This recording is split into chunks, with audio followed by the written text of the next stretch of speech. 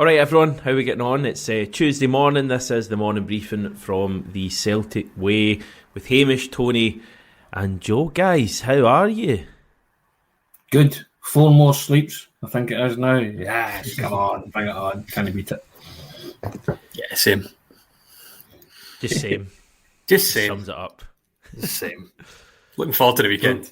Back to business. No, it's big games, busy period coming up, everyone. So we're maybe going to chat a little bit about that today. There's a few news bits to talk about. Arnie Engels, Luke McCowan met the media yesterday. Tony, I know you were across that. We have a couple of loan players, Matt Anderson. I'm just calling him Matt, by the way, because there's no way anyone with the name Matthew isn't called Matt. It's like, remember, you won't remember this, but when James Forrest first broke through, he was Jamie Forrest right at the start. And he was never going to be Jamie Forrest. So I'm going with Matt Anderson. I'm going to make it stick. Who's the other player that's gone out? Ben Summers on loan as well. So we can maybe discuss that. I know we did get a comment in there right at the start. Gordon just reminding us as if we needed reminding. Today's the 39th anniversary of the sad and tragic passing of Jock Stein, and I think it's something we should definitely discuss. I can't believe it's 39 years, and I don't say that as someone who was around in 1985, but I do remember. I remember it would have been the 20th anniversary in 2005. I remember we played Aberdeen, and there was a real kind of a minute's applause, I think, before the match, and I can't believe that we're now looking at 40 years this time next year, Tony. It's remarkable. Yeah, it's incredible. And Jock Stein was my father's idol, basically. He adored the man. Every Celtic supporter who was around during Jock Stein's time adored the man. And he put, as Gordon Coney said in the comments, he put Celtic on the football map, didn't he? The modern day Celtic owe it to Jock Stein and the boys for setting the highest of bars. That gold star on the crest signifies that you are a big club and a renowned and world-known football club. And I spoke to you off air about this, Hamish, and I've put a piece up and I'll put it back in the comments section. That is a piece I did with former SFA Assistant Secretary Peter Donald. Peter Donald was there at Cardiff that night. He spoke to Jock Stein before the game, and Jock Stein gave him a throwaway line saying he hadn't been feeling too great and he thought nothing of it. And Peter Donald was there the moment it happened, but he couldn't get in the door because a security guard prevented him and blocked him. And he saw Souness standing at the door with 2 words that I said in the piece reverberated around the football world: he's gone. He said, and then if words paint a picture, Peter Donald said they flew back to Edinburgh Airport and everybody went away, and on the carousel was a sole bag, and it was Jock Stein's bag of possessions and what he took away with him on that trip. And Peter Donald had to pick that bag up and then drive from Edinburgh Airport to Jock Stein's wife's house, and he obviously comforted her. And he tells the story, and he told it on the Renfrew ferry one day when the Bells were the sponsor of the Scottish Football League, and they used to take us to the Manager and Player of the Month awards, and he told it and everybody was in tears. And I vowed, or I hoped one day, that I would get him on record, and he did it for me 3 years ago. And I urge anybody to read that and you can hear my voice and not shed tears. It's just I don't know why or how he wanted to go on record, but I asked the question and he did. He went on record and spoke me through it. And if ever you want a poignant piece, it's the most poignant piece I've ever written in my journalistic career. My primary 3 and 4 teacher, Mrs. Woods, and I love her dearly, and she told me I was going to be a writer, told me it was my best ever. I leave other people to judge that, but it means a lot to me because it was my father's hero. And if you want to have a read at that, I urge you to do that, because it's the best piece, I think, on Jock Stein's death or sad passing that you'll ever read. To be honest, it's just from a man who was there, and it's worth the read. Let's put it that way. Yeah, definitely worth a read, especially in a day like today. Joe, I was looking there because I wasn't actually sure what age Jock Stein was when he died. He's only 62. You think of him as this. I personally think of him as this real veteran of football. But if you do the maths, he wouldn't have been that old really in 1967 when we won the European Cup. Incredible manager, the things he achieved, and I guess sadly missed. I mean, he should have been around for decades after that. I think the main, excuse me, obviously when you speak about things like that, Tony, it really kind of crystallises the humanity of it without trying to sound overly profound about it. Do you know, like you think of Lisbon, you think of the Star on the Crest, you think of the big games. Even his passing, you think of the drama of where and how it happened. But the bag in the carousel is it's one part of a story that nobody really would think about. But yeah, I mean, it's a shocking age to be taken, isn't it? And it really underlines the significance of his achievements as a manager. I was born in '86, so I never got to see Stein live like any Celtic fan. I'm well acquainted with the greatest achievements. My father followed Celtic all his life, and could speak for hours about Jock Stein as well. And the way that I always try and contextualise it as a fan who lived through the 90s, and then when Martin O'Neill came in, like how revered for my generation and generations around that time Martin O'Neill is and continues to be, having real success, turned the club around, European final, but didn't quite get that last step. To think how fans who were around for Stein, who've seen him coach and were around at Lisbon, and maybe for younger fans, they see Brendan Rodgers in the same light in terms of achievements last time and this time, and the next step is European football. I'm not sure, but how highly I rate Martin O'Neill to this day in my head. To think Stein to have been there, to have seen that, and yeah, what a legacy. And 40 years next year, 39 years today is incredible. Because again, I wasn't here in '85, but I think Jimmy Johnson passing in 2006, Tommy Burns in 2008, those big characters that have left in my lifetime, and all of a sudden that's so far gone. And terrifying that time goes so quickly, but it's brilliant. And again, without over romanticising, it speaks to a lot of what makes Celtic, that you have these memories and these legacies that last so long, and that's the way that you want it to be, isn't it? I think the 4 words that Bill Shankly said to him in the dressing room after Lisbon just sums it all up. John, you're immortal now. Mm. And that's why we're still, and Celtic supporters will continue to talk about him in history forever and ever and ever, because he achieved something that no other Celtic team has.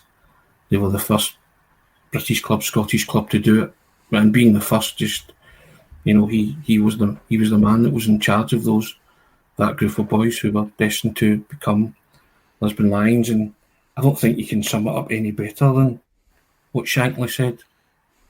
And using his real name, John, you're immortal now. I mean, it's those words are just absolutely spectacular. Yeah, profound, and what a legacy that is. Yeah, 39 years ago today, Jock Stein passed away, and he leaves all the incredible memories. And as Joe said, we still talk about them and will talk about them for generations to come. Right, there's a few other things we do want to discuss today. It feels almost a bit strange moving on from Jock Stein to the players of today, but I wonder what he would make of Celtic today and the way we play football, and what would he make of Brendan Rodgers and people, and Callum McGregor and people like that. You'd love to know, wouldn't you? Arnie Engels, he is going to meet the media today. Tony, is that the chat? We had Luke McCowan. Yes, he's going to meet the media, I think 3 o'clock this afternoon. Joe, Luke McCowan had that honour yesterday, and Luke McCowan's been brilliant for him. He just really is the Celtic supporter who's won the lottery. He's loving life, and fair play to him. He's done the hard yards. You know, he keeps getting asked when he was playing at Ayr United, did you think his dream would come true? And he was just sort of saying, well, you've got to hope. You know, you've got to have belief in your ability. And, you know, he's here now and he's talking about how his life's changed and, you know, he can't fill up to McDonald's anymore and all the stuff. To tell kids, yes, I'm getting a fruit bag and all that kind of stuff. And that was just so irreverent and funny. And he was saying there was kids in his mum and dad's garden asking for autographs and stuff. And he says it's all very nice. He says, but at some point, they'll need to stop coming into the garden. He just says it's a learning curve for his family as well, and how he grew up idolising that Sutton Larson Hartson team, and he still takes penalties like Alan Thompson. That's he idolised Alan Thompson. He still takes penalties the same way as him, and you know, he was just so open. He just a guy living his best life and so happy to be part of that dressing room, saying that the manager wants him to bring the noise as well. You know, he's migrating towards Callum McGregor because he's everything that, you know, Celtic players should. I mean, he was just he answered everything with a real confidence. I know he's no young; he's 26, but he was just so happy, and you know, his life has been flipped upside down, but in a good way and in the best way possible. And he was asked about the thought of playing in the Champions League, and he says, listen, he says, I'm a kind of guy who played in the Premier Sports Cup. He says, that's the difference. He says, I always played in the early rounds of the Premier Sports Cup. He says, they're telling me that, you know, in the next couple of weeks I could play in the Champions League. He says, that's all about surreal for me. So, real old head, you know, on a kind of young man's shoulders and feet in the ground stuff. But he ain't there to make up numbers. He ain't there to be a squad player. He's coming in to prove his worth. And the people I've spoken to, I spoke to Dave Mackay, who was his former assistant. He said, listen, this guy's going to surprise you. You know, his ambition just now is to get as many minutes in the park as he can. I guess that's fair enough. He doesn't expect to walk straight into the team, but Dave Mackay said to me, this guy, he'll be in the team. He's like, watch him. He'll flourish and I just love all that, and I think the young boy thinks that himself as well. I think he's thinking, like, give me time to bed in, but I'm here for a reason, and the reason is I'm a very good player. And you can't get enough your team. Yeah, I mean, I spoke to one of his former managers, and he said that he's got like a hell of a personality, and that really kind of excites me as well, because I think to play for a club like Celtic, to sign for Celtic from Dundee, the worry you would have is, you know, can he handle the step up? And you get the impression from his personality that he's not kind of, how do I word this? He's not going to be burdened by that step up to a club the size of Celtic. Joe, it feels like he's just absolutely loving it, and he's going to realise his dream. And we have so many players at the moment, and the majority of them, as Rodgers has said over the summer, the majority of them, their final destination isn't Celtic. I think, look, McCown, we are the biggest club he's going to play for in his career. This is these next few years, however long he's with us, is going to be the years he looks back, the peak years of his career. And we've got him for the peak years of his career. Yeah. And I think he might surprise a lot of people as well, and be quite a good player for us. Yeah, and I think from everything we've seen so far, everything yesterday, everything when he was coming in, all that really grounded, level-headed stuff, it really bodes well. At 26, he's not, like you said, Tony, he's not fresh-faced, he's not young, but equally, if he was 22 coming in the door, and even if Celtic was going to be the biggest club that he'd play for at 22, there is always that, will his head be turned elsewhere kind of thing. So you're thinking that at this age, with that level of maturity that he seems to be showing, then, as you say, Hamish, we'll all be getting the best out of him. And the piece that Tony, the interview that Tony did with Dave Mackay, there was comparisons between Barry Robson and Paul Hartley as players that came into the Celtic fold later in their career, something that they'd always wanted to do. And certainly there was no question, in the European games, maybe not the most glamorous team, Gordon Strachan Celtic team that we've ever seen, but the most successful in Europe, if getting to that next stage, 2 years in the trot. We spoke about well, I certainly spoke about Martin O'Neill earlier in the conversation, did better in the Champions League than Martin O'Neill did, Gordon Strachan, despite maybe not being the most glamorous team, with players like Barry Robson and Paul Hartley underlining everything he did in the middle of the pitch. So different generation, different era, different kind of player, but principally similar, I think. One of those guys that'll go in, roll up his sleeves and, yeah, listen, if there's any surprises to be had there, then I'm absolutely all for it. And it's great to see, I always say I don't like to buy into the whole idea of the player gets it, but equally when you see it happening, when you see it with a Celtic fan, it is really nice to see as well. So wish him all the best, and I hope that he is one of the kind of standouts come the end of the season and surprises, especially with these European fixtures ahead.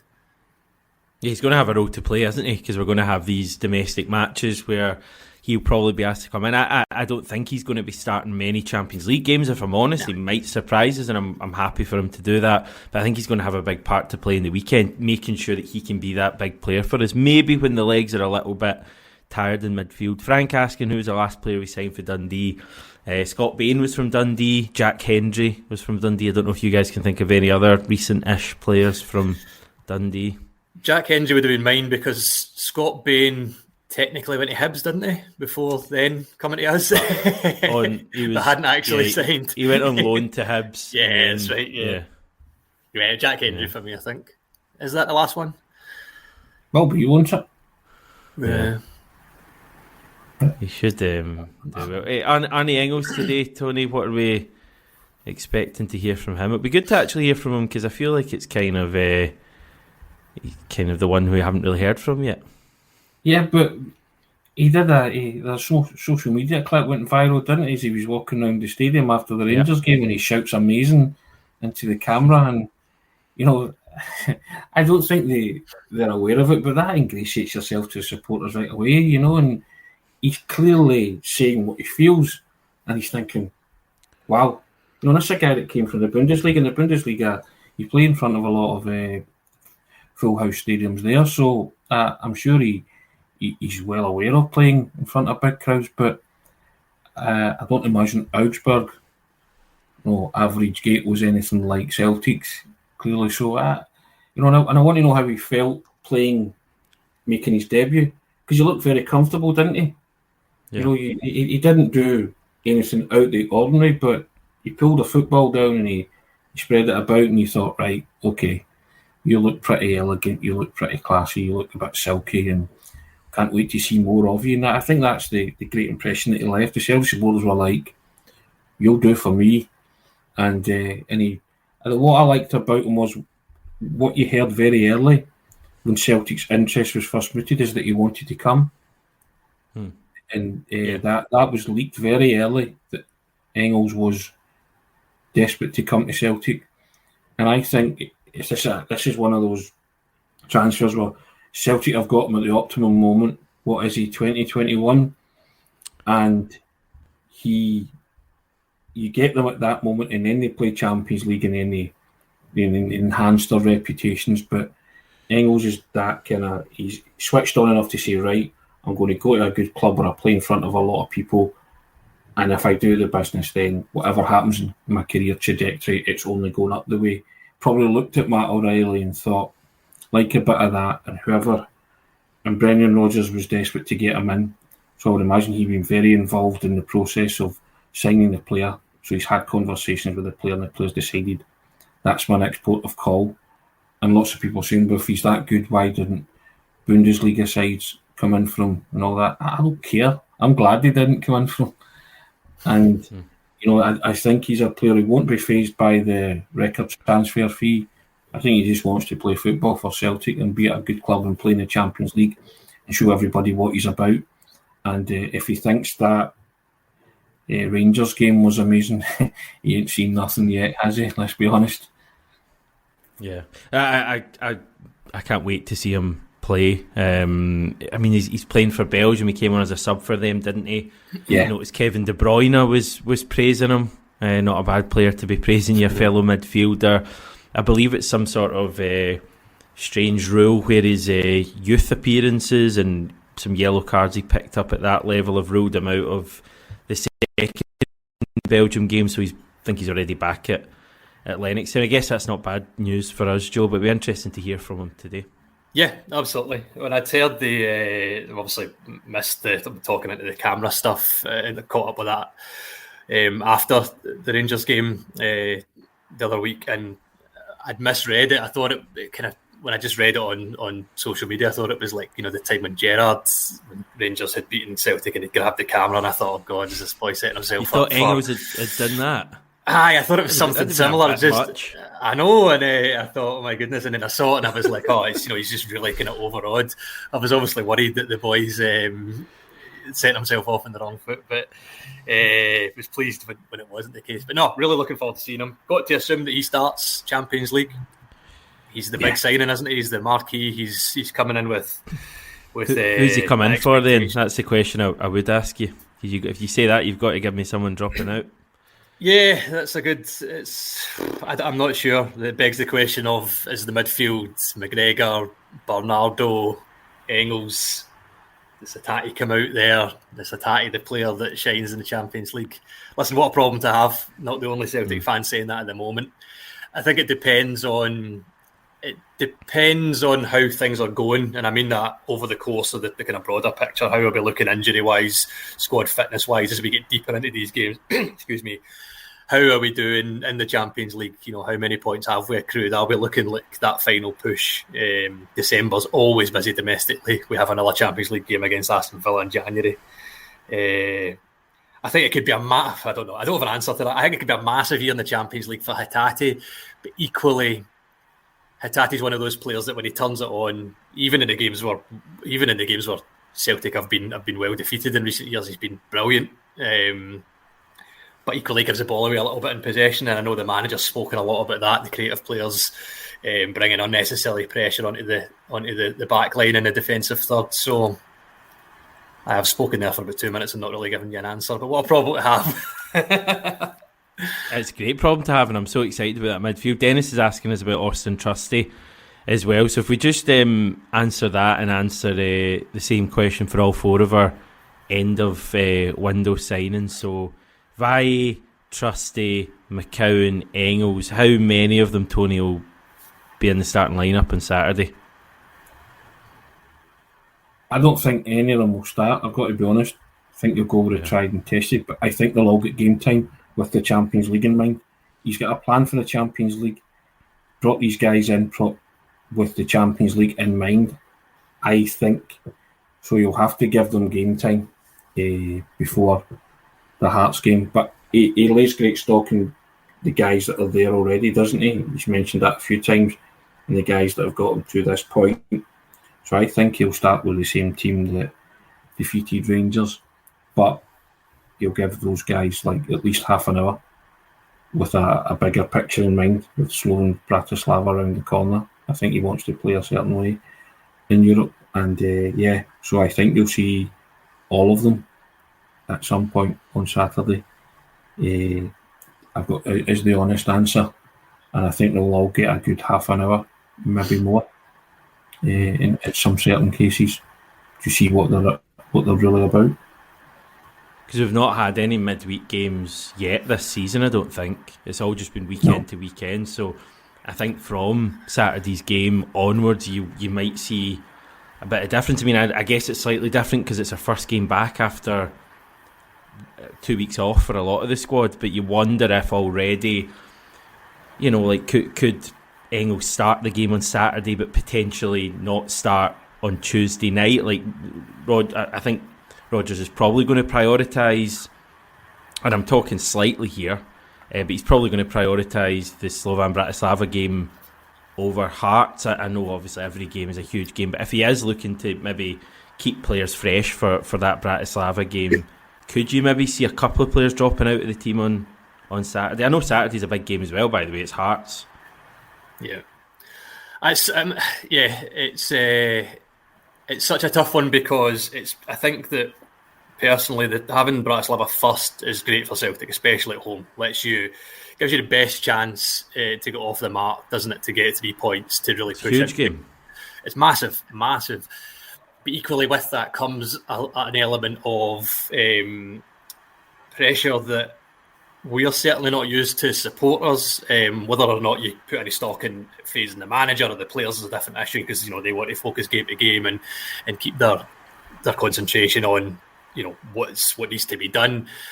But to go in to be lining up a Champions League home game that you almost expected to win, not expect is maybe too strong, you know what I mean? And then do you deviate from you having the experience, having the expectation to come in and hit the ground running. That was the whole point of pushing the boat out financially for him. He should be able to do that, but Celtic have started the season really well with the players that the Greg Taylors, the Liam Scales, the ones that were considered, even Bernardo, like maybe they would make way for these new faces. They've started brilliantly, and if they continue that on Saturday, again, it's a brilliant problem to have, but I'm not sure how quickly we'll see the new faces. I think probably more a substitute appearance on Saturday, and then it's anyone's guess getting into that game. Falkirk game maybe. Could be the Falkirk game we see them, because it's Saturday afternoon and then Wednesday night, so there is a good chunk of time between the matches, so I'm kind of going back on what I just said, but it's going to be fascinating to see how quickly Brendan Rodgers brings those four players we mentioned into the fray, because the argument is you don't really need to do it at this stage. You can kind of take your time with a lot of them because the team is playing so well. Any final thoughts on that, Tony? I think Joe's reluctant to say that expectation to win that match, so let's just see, you're fully expecting Celtic to be ferociously competitive against Slovan Bratislava, fiercely competitive at that. You caveat that with the fact that the European record hasn't been great at all, but it is a monumental opportunity to get your Champions League phase campaign off to a flyer, playing Slovan Bratislava. But managers always big on respecting opponents. You have to respect them regardless of what you think about Slovak football. They're the Slovak champions, and Hamish made a great point yesterday that they're all champions in that group, aren't they, of the league? Well, and you've got to assume that teams are looking at Celtic with Celtic's record in recent years, thinking the same. It's a great opening game for them. They'll be looking at that opening game based on our recent record, going, what a good chance that is for us to get a win. 100%. Yeah. But I think we are big favourites, guys. Like I don't think we should be shy about saying that just because maybe we don't want to seem like we're being too cocky. Celtic are big favourites to beat Slovan Bratislava at home. We have to be. Yeah. And I think as well, Hamish, that the manager will be, I know you only one game at a time and all that, but the manager will be seriously thinking about what each team for that fixture too, assuming everybody comes through the Hearts game unscathed. But you'll have one eye on that too. They'll never ever admit that. But in the context of the season, it's a huge game for Celtic, the one against Slovan Bratislava. It really is. It's a huge spell coming up for Celtic, which can shape up your season in terms of where you want to be and where you want to go in that progression on that stage. What a few months we could have if we just kind of win that opening game. I just feel like that would just settle us. But listen, Saturday's a huge game as well. It's Hearts at Celtic Park. It's a big one, and I can't wait for it. Right, just before we go, I wanted to touch on Anderson and Summers moving on loan. Admira Wacker, the Austrian team we've got this kind of relationship with. Anderson and Oluwayemi, was it last year? Mm-hmm. We're out on loan at them. Anderson did really well. I think he won one of their awards, didn't he? Was it their Young Player of the Year or Player of the Year? One of those. Fabulous. So he's gone back out there, and Ben Summers as well, who we've kind of not heard about for a wee while, but was highly rated maybe 18 months ago, Joe. Yeah, his name's kind of been about for a little while in the B team. Even get back to, he was definitely around the scene even when I was in club media. I left the club in 2021, so a name that's certainly under the surface. Yeah, it's the flip side of a lot of the conversation recently has been dominated by the players that have chosen to part ways with the club entirely, hasn't it? The boys that have moved down south, and then I've noticed some stories coming back out about the likes of Liam Morrison and Ben Doak, and the players that have left for pastures now, the bigger clubs, and then have maybe struggled and appeared to have dropped down a level. But yeah, it's credit to the guys that are willing to get stuck in. We seem to have this kind of informal relationship there as well, which if it's benefiting both sides, then I'm all for it. But yeah, all the best to them, and hopefully they can get the experience that they need, and hopefully we're having different conversations when their time comes, and it's not a case of another one that slipped through the cracks.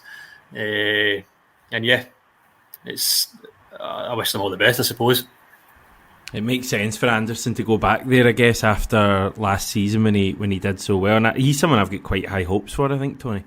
Well, I think he showed up really well in pre-season, didn't he? But I think the manager just needs him to get some more experience, doesn't he?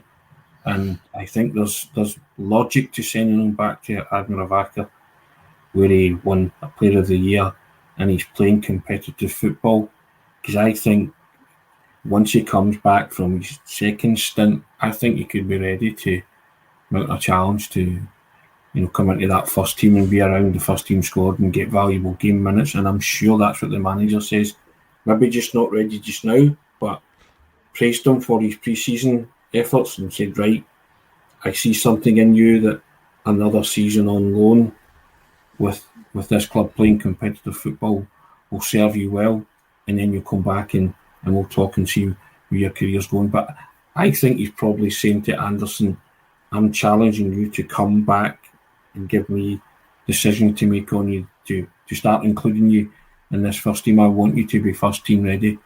And I'm like you, I liked what I saw of Anderson in pre-season, so we'll see what happens. Like Joe, I wish them both all the best. I hope Ben Summers can take a leaf out of Anderson's book and watch him closely, and he can help guide him through the process the same way he experienced last season. Yeah, it's one to keep an eye on, certainly. Anything else, guys? Anything else on your mind for today? I think so. His last, what day we now? Tuesday. Last international fixtures tonight, and then we're fully focused on. Are we out of the woods yet? Have we got any players out to play? Japan play tonight, don't they? Oh, don't tell me that. Or they play today. Yeah, I'm not sure the time difference, but and we're still feeling pretty positive about Alistair Johnston, aren't we? After the kind of bulletin that he was taken off as a precaution, and Alistair Johnston sort of was part of that decision because he didn't want to risk anything. So I think he should be fine for Saturday. I think that was sensible what they did with Alistair Johnston. So I'm happy about that.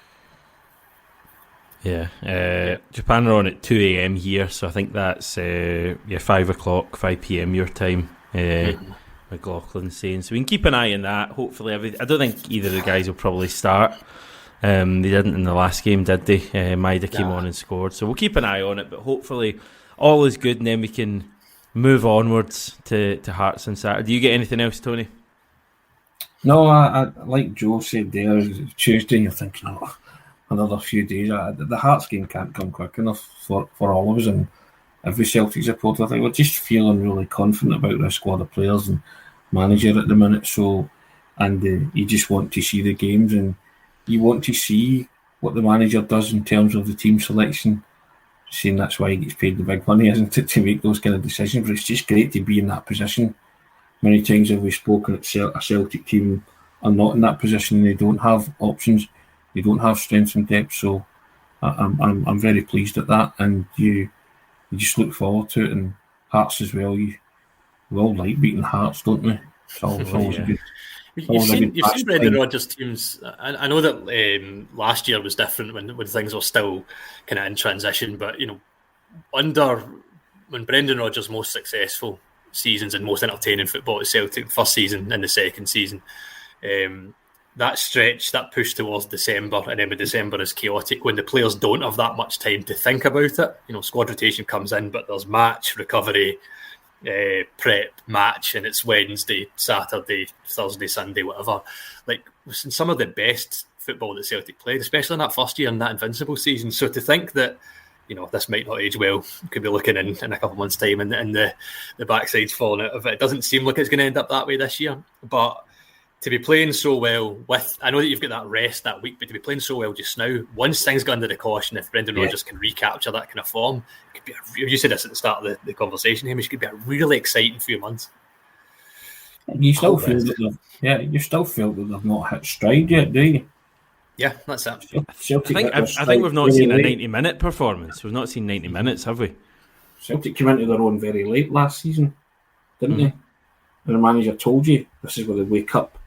I think he said, in fact, it was a 3 each game at Ibrox, he said this from Celtic come alive. And they came alive, and they've came alive since. And it's been a gradual process. And I think they're still not alive enough for Brendan Rodgers to say, right, we're alive, as alive can be, but it's certainly coming to the boy on. He's liking what he's seeing, so you are scratching the surface of the potential of this team. Don't want to say too much, as Joe says, because it could all go pear-shaped and south pretty quickly, but you're excited by it, and you're excited by what this group of players and managers can achieve and produce.